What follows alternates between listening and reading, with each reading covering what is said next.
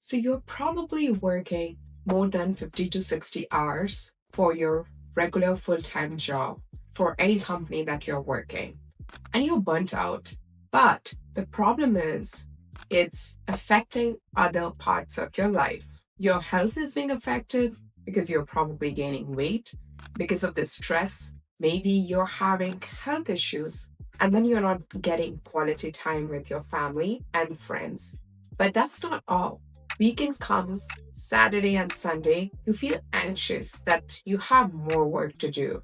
And then again comes Monday, you are not motivated to do your work because you kind of have the resentment that you're working so much, you're not getting recognized, maybe you're not getting paid, maybe you're not have the liberty to work with the people that you like, and you don't have enough time left to work on your resume or apply somewhere else because you are constantly burnt out in your current job. In today's topic, we are going to cover strategies about how to work smart and ruthlessly prioritize our work so we can avoid burnt out and hopefully utilize our 40 to 50 hours that we work usefully, where we are actually working on the stuff that matters, helps us get recognized and add to our skill set. Because nobody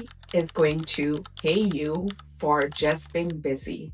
So, my question is, are you ready to take the next steps and use these strategies to make your hours count? Because it really matters. So, stop being busy and do the smart work. So, first question I want you all to ask is, why do you get paid? It is very simple question, but we forget. Like, what is the differentiating factor? What actually contributions, whether it is some kind of output, some kind of research, some kind of projects or blueprint or templates that you provide or code that you build that moves the needle, and that is why you're getting paid. This is crucial because you start listing out what skills are actually needle moving. Some of the skills would be most importantly higher priority than others. Like, let's say, for example, nowadays with work from home, everyone's calendar is packed with meetings. If you're honest, some of the meetings you're not required. Probably you need to understand or know what they're talking about, but your value add, your involvement is not there. So, my question to you is, how do you know which meetings you should prioritize and which one you shouldn't? Because if you don't do this, you're wasting your valuable time just like that. And then you are carrying over the task that you are supposed to do during your work week to after hours when your family needs you the most. And that's when you feel guilty that you're not able to give them time. You have work left to do, so you're probably not going to give them time even if you spend time with them. And so you're not doing your work stuff, you're not doing your family stuff, and then you're carrying this work to the weekend. And then when weekend comes, you're feeling guilty that you're not giving your family time, your friends time, yourself time, and you're thinking like work is the reason what is keeping you stuck. And you repeat this burnt out cycle again and again every week. The reason why I know this so well is because I was stuck in this vicious cycle because I just didn't know better how to prioritize. When I'm saying prioritize, I mean ruthlessly prioritize. That means I need to be crystal clear about what value am I bringing onto the table, why I'm getting paid, am I the best person to do the task, and I'm doing justice to all the time that I'm giving to my company for its growth and for my personal growth as well. I would give you an example. If I'm writing down, I'm a gym trainer, I'm writing down like what makes money, probably it is the more clients I have, the more money I make. So simple. I go and get more clients and I spend quality time in terms of their development and growth. I document that, I use that for more clients. And that way, I'm increasing the clientele for the gym and also for myself. And that's how I'm generating revenue. That's a direct impact. Similarly, for an analyst, let's say you have a desk job, you work at a corporate company. If you're an analyst, then probably you do spend a lot of time in terms of moving the project, whichever project you're working on. That means research is a crucial part of your job and creating some form of reports, some kind of project planning. So, how much time are you actually spending time doing that? And can you make it faster by making some kind of templates or some kind of strategies that you can document and you can teach others and scale that and make it easier for you so that next time you take up on the project, you're not starting from scratch. And then you're also growing yourself in the process. So you see, once you get clear in terms of like why you are getting paid, what skills actually move the needle, you get more clear on where you should be spending your time. If I have to simplify and summarize, it usually is some form of moving the revenue for those who are working for a corporate job. You are responsible to bring more revenue for your company. That's why you are hired.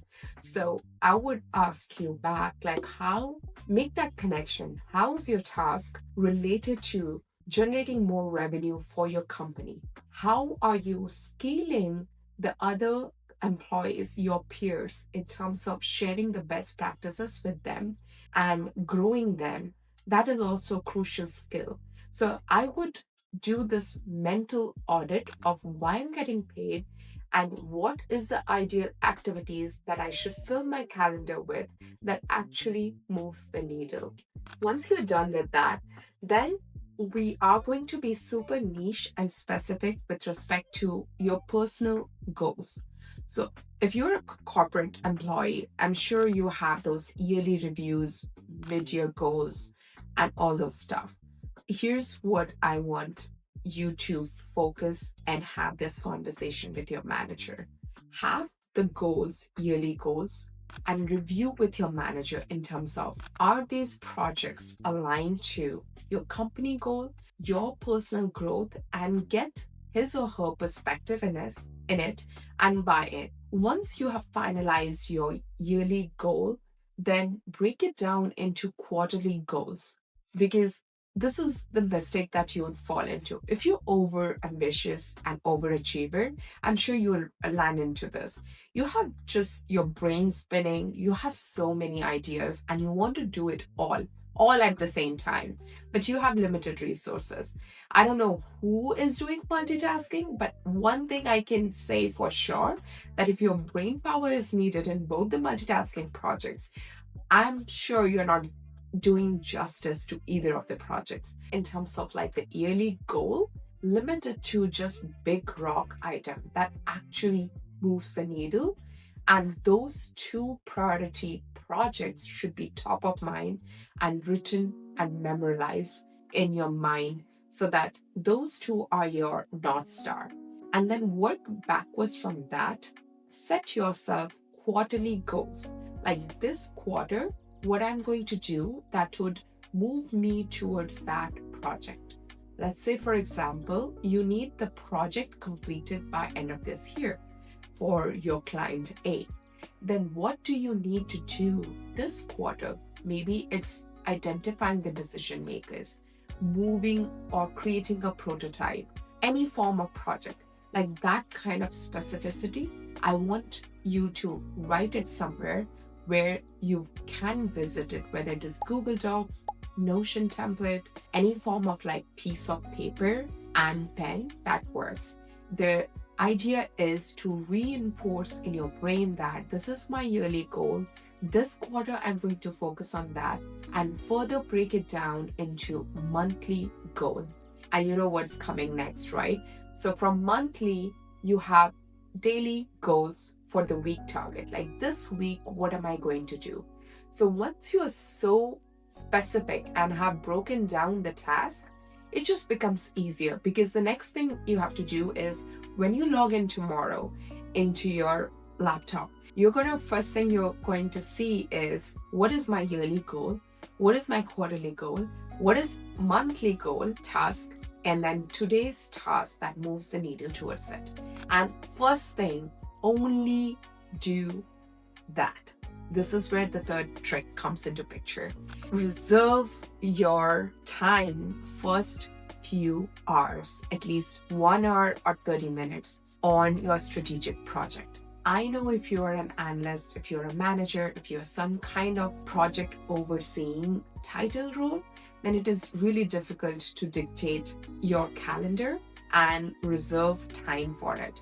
But I want you to be intentional about it, because chances are, before going and sitting in random meetings, your brain power is fresh because you have just had a good night's sleep and you have a lot of horsepower in your brain. So do not waste your energy and your time in something that is low priority task. So if you cannot, then I would want you to log in 1 hour before your regular day starts, so that you have had already 1 hour of focus time in working on the things that actually matters. And completion of the project was your priority. Then quarterly project was creating some kind of prototype, minimum viable product, or having that connection with the stakeholder. So each day before your login, or the first thing before you start your busy day, you are blocking time, at least 1 hour, to work on this specific piece. So that way you are starting the day with a productive note in the task activities that actually move the needle and is contributing to your yearly goal.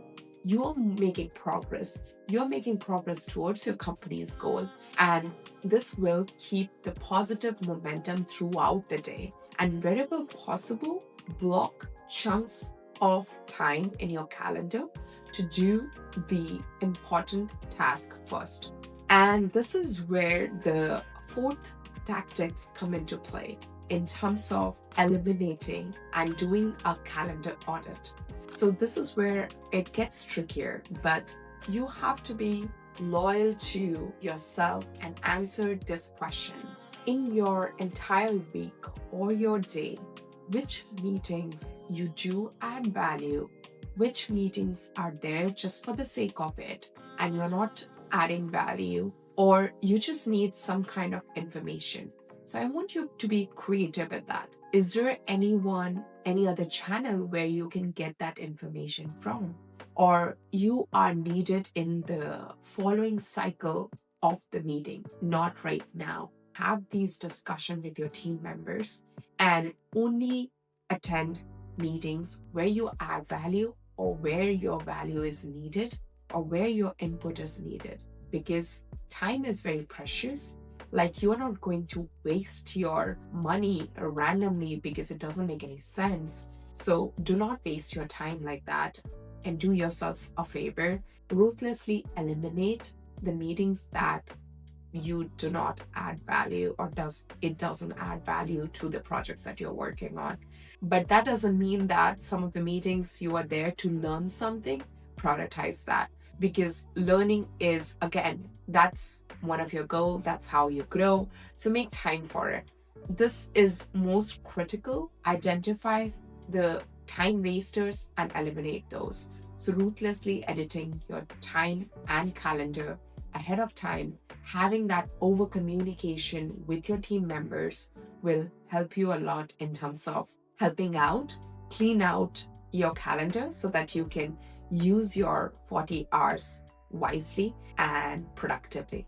So that's almost all the tactics. The last one is reflection of how the strategy has been. So if you have never done prioritization like that, it's going to mean some of the uncomfortable conversations with your teammates, with your manager, with yourself, like how judiciously you are using your time. So it might trigger a lot of alarms in your brain and your body and make you feel uncomfortable. But I would encourage you to be patient and lean in and give yourself grace in terms of when you're making these changes.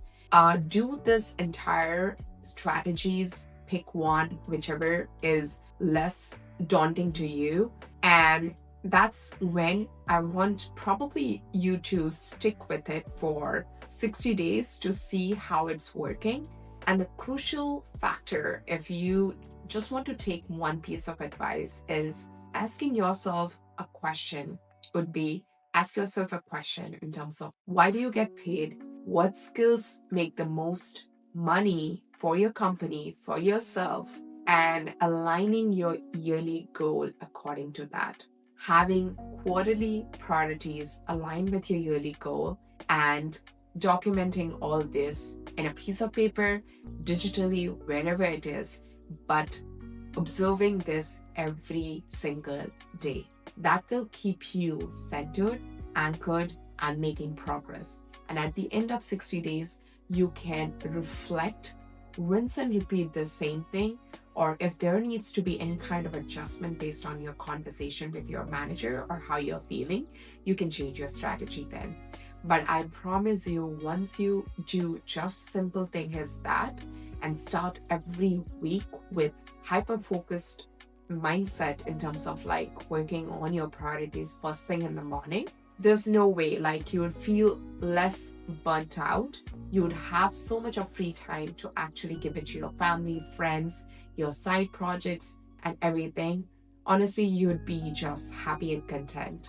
You don't have to take my words for it. Why don't you try it and let me know in the DM or comment here? Yeah, hopefully this works for you.